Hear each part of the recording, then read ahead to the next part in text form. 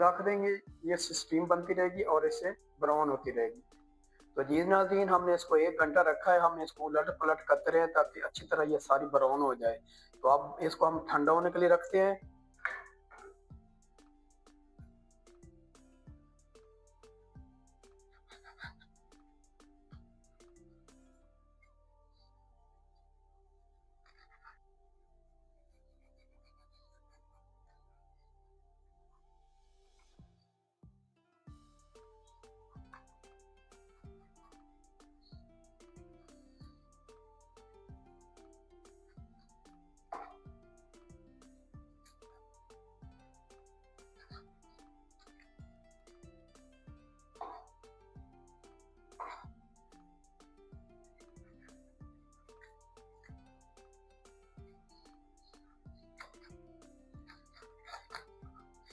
तो ये ना